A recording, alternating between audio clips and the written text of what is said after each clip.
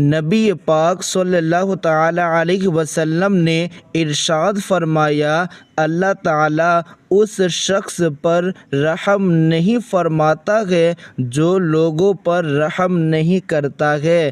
یہ ترمذی شریف حدیث نمبر 1922 میں لکھا ہوا ہے۔ اس کا معنی یہ ہے کہ نبی پاک نے فرمایا کہ جو لوگوں پر رحم کرتا ہے اللہ اس پر رحم فرماتا ہے۔ اس لیے ہم لوگوں کو چاہیے کہ ہم لوگوں پر بھی رحم کریں تاکہ اللہ ہم لوگوں پر رحم فرمائے۔ نبی پاک صلی اللہ تعالی علیہ وسلم نے ارشاد فرمایا، مسلمان وہ ہے جس کی زبان اور ہاتھ سے دوسرا مسلمان محفوظ رہے، یعنی مسلمان وہی ہے جن کی زبان سے کسی مسلمان کو تکلیف نہ پہنچی اور ان کے ہاتھ سے کسی مسلمان کو تکلیف نہ پہنچے، یہ مسلمان کی پہچان ہے۔ یہ حدیث بخاری شریف حدیث نمبر 10 پہ لکھا ہوا ہے۔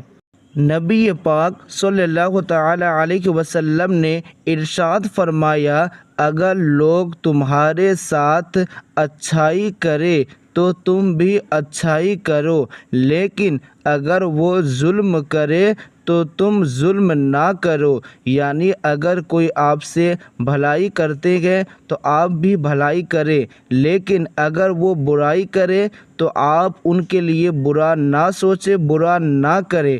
یہ حدیث ترمذی شریف اور حدیث نمبر 2007 پہ لکھا ہوا ہے۔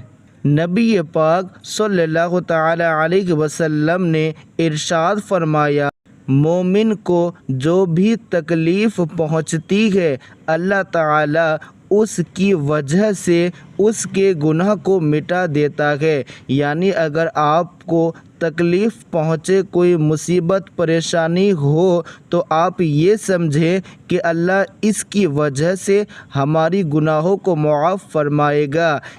یہ حدیث مسلم شریف حدیث نمبر 2572 میں ہے۔ نبی پاک صلی اللہ تعالی علیہ وسلم نے ارشاد فرمایا کہ وہ مسلمان نہیں ہے جس کا پڑوسی اس کی تکلیف سے امان نہ ہو، یعنی مسلمان کی پہچان یہ ہے کہ جب مسلمان جس جگہ پہ ہو ان کے پڑوسی ان کی وجہ سے پریشان نہ ہو بلکہ ان کی وجہ سے خوش رہے کہ اس طرح اچھے لوگ میرے پڑوسی ہیں۔ نبی پاک صلی اللہ تعالی علیہ وسلم نے ارشاد فرمایا، اپنے بھائی کو دیکھ کر مسکرانا بھی صدقہ ہے، یعنی ایک مسلمان جب دوسرے مسلمان سے ملاقات ہو دیکھے تو مسکراتے ہوئے ملنا یہ صدقہ ہے۔